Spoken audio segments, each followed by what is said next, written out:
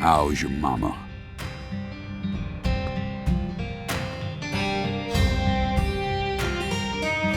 So, you're that hotshot FBI agent I keep hearing about. And who might you be? I came to claim the body of my daughter. My daughter, who was murdered in a holding cell after you detained her yesterday.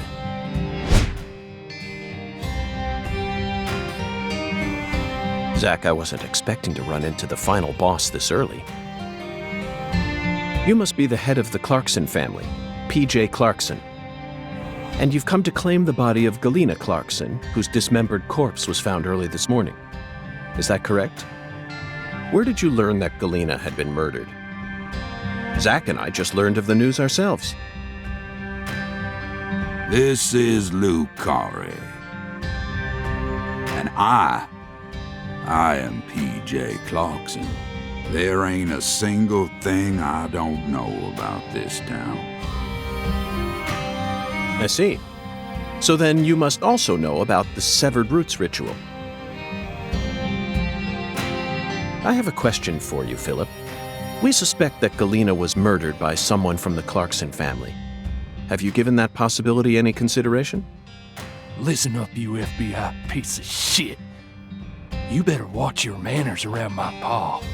Shut up, Daniel. But, sir... My bad, sir. I'll have you know I once had 3 children.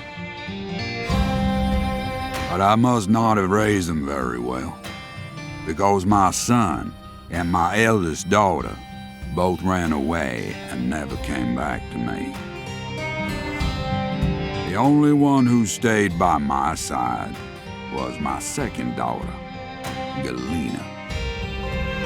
Then she done married Daniel here into the family and presented me with both an heir and a granddaughter. Seemed for a while as if things were finally starting to calm down. But then, someone corrupted both Galena and Lise. And I lost everything. Well, aside from my shit-heel son-in-law, that is. You understand me, FBI? Galena's death is nothing but a loss for the Clarkson family. That doesn't mean the Clarksons are automatically innocent, though. Humans don't always act out of self-interest, do they? That mouth. You're starting to sound more and more like your mother.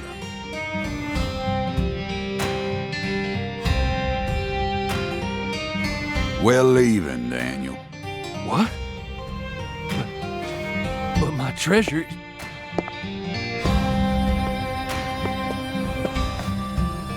Now, whether you end up being an angel or a demon, I reckon you're the man I've been waiting for all this time. Once you finish that autopsy and we're clear to take her home, I want you to give me a call. They're phenomenal, Patty. So perfectly rural.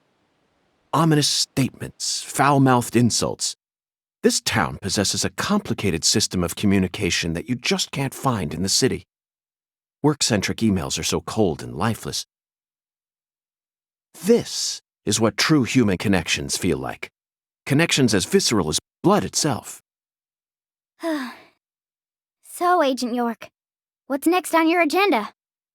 The last boss may have gotten the jump on us, Patty, but I didn't let him shake my resolve. I intend to obey the skeletal gentleman's oracles, and that's that. First, we should head to either the home of the person who discovered Lisa's body or to the town's medical facility. Well, Zach, what do you think?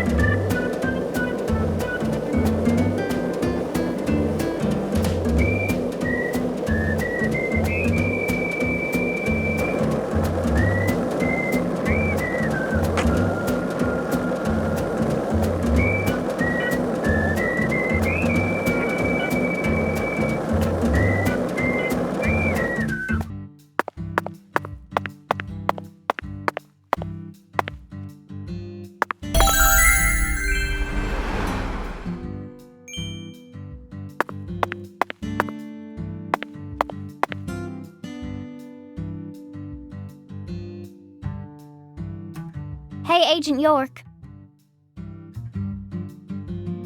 Just so you know, dealing with Pastor Sanders is gonna be a big pain in the butt. A big pain in the butt? That's what I said. But I guess you have no choice but to obey your oracle, huh?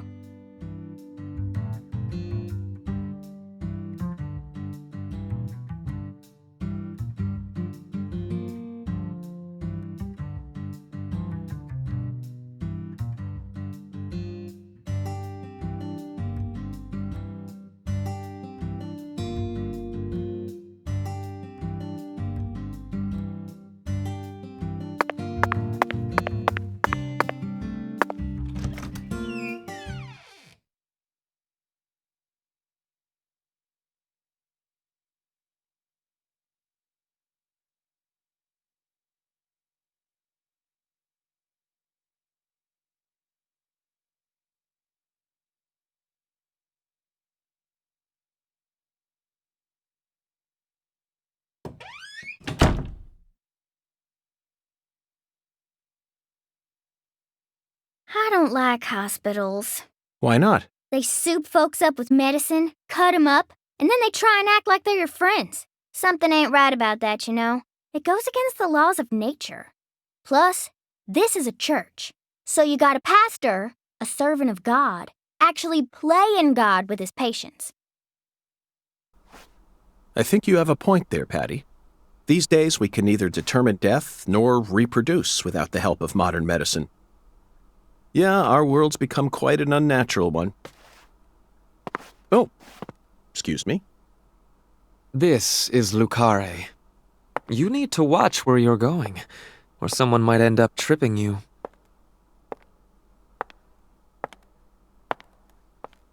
Zach, it's her. The stylish woman who watched Lise die.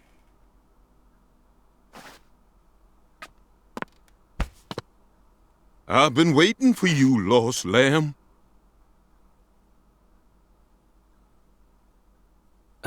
Hi there, Pastor. Would you mind letting go of me? I'm in a bit of a hurry right now. So pitiful. The Lord hungers. Here we go again. What? Pitiful. Truly pitiful, my little lamb. No, neither Zach nor I. Oh, so pitiful. So pitiful, just pitiful.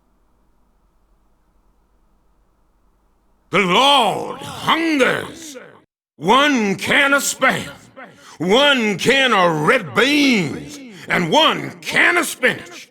You are to offer up the taboo trinity. Taboo? Don't you mean the holy? Oh, how I pity you.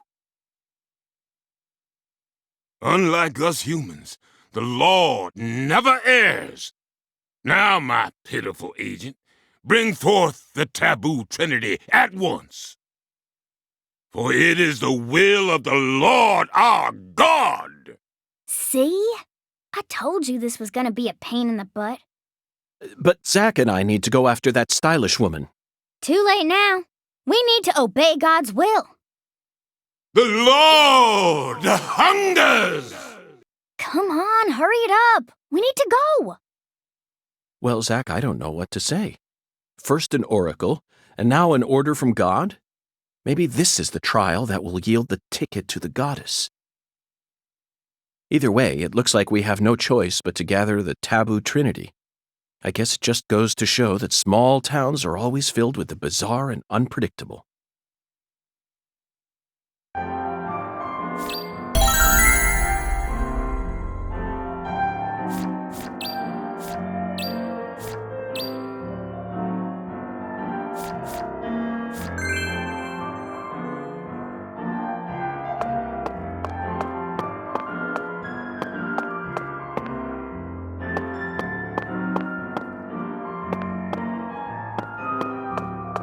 One can of Spam, 1 can of red beans, and 1 can of spinach. You are to bring forth the taboo trinity, for it is an offering to the Lord. Hey, Tyrone. Pastor? 1 can of Spam, 1 can of red beans, and 1 can of spinach. The Lord hungers! I suppose that even an FBI badge is powerless in the face of God. It's no use, Zach. We'll just have to go out and assemble the taboo trinity.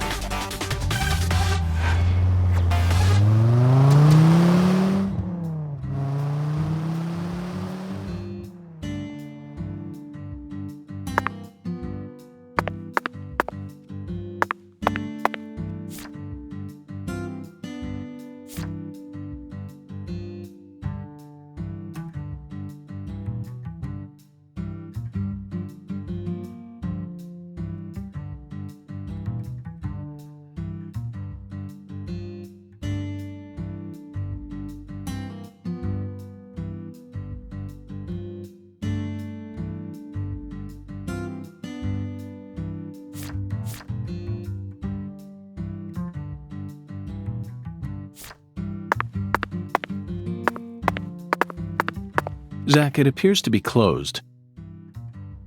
Let's come back during business hours.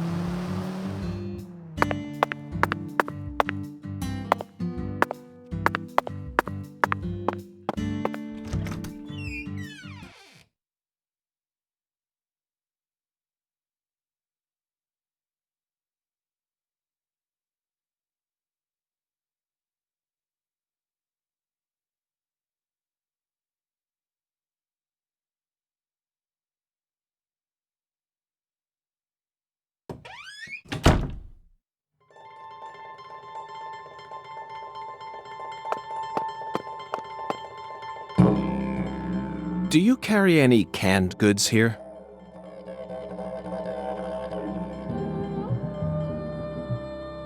Canned goods? The vermin of the grocery store? Nay, I think not. Understood, Mirror. Well then, if you'll excuse me. Wait!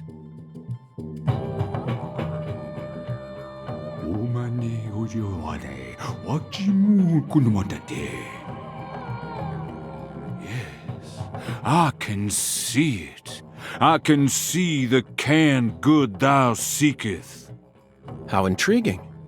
Well then, where is the canned good I seek?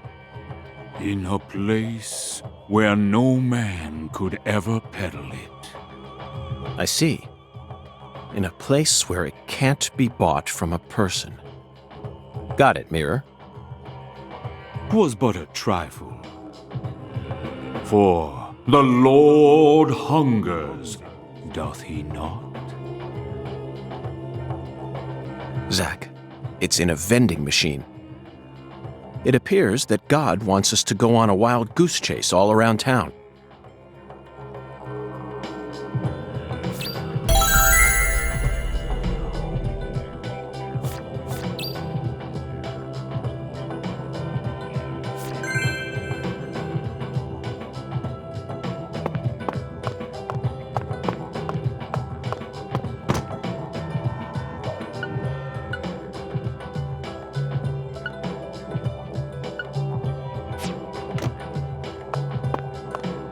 Thou art a seeker.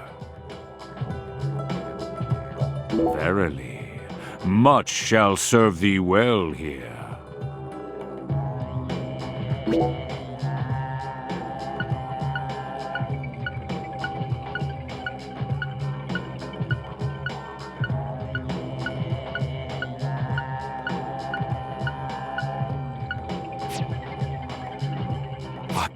see it.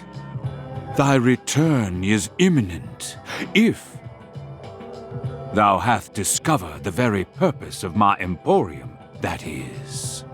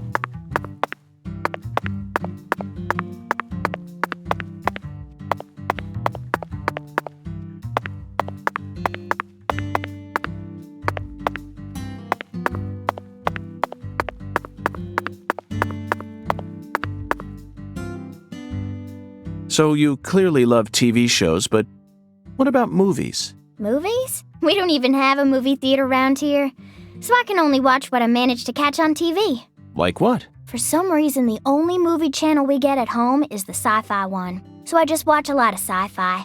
Like what? What's the last one you saw? The one with Schwarzenegger, where there's all these clones. The Sixth Day, 2000, directed by Roger Spottiswoode. You must be very well versed in sci-fi if you can appreciate an Arnold S. film. I thought it was way too easy for them to make more clones, and you'd never see a clumsy investigation like that on CSI. That's right. It's realistic. Everything about that film is so realistic. It may be difficult for a child to understand.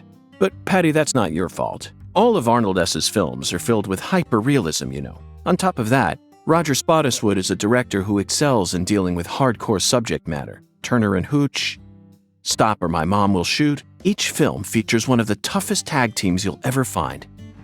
I can see why it's beyond you, though. No, what I'm trying to say is, Schwarzenegger's character was just a pilot, right? Why was he so strong? It's okay, Patty. You don't need to try and act like an adult to impress me. I didn't understand the charm of Arnold S. films when I was your age either. You need to take your time and slowly reel the film in. Do that, and Arnold S. will greet you with a big, warm smile. Whatever, just stop calling him Arnold S., okay? It's irritating me. Zach, she's at a sensitive age. We both know full well that this is the official way to refer to the film star, but she isn't used to it, so it's bothering her. When in Rome, Schwarzenegger will greet you with a big, warm smile. Zach, my mouth feels weird. How many fingers do you think we'd need to count the number of people who actually call him Schwarzenegger? We'll just have to stomach it for her sake, Zach. Patty, we're investigating here.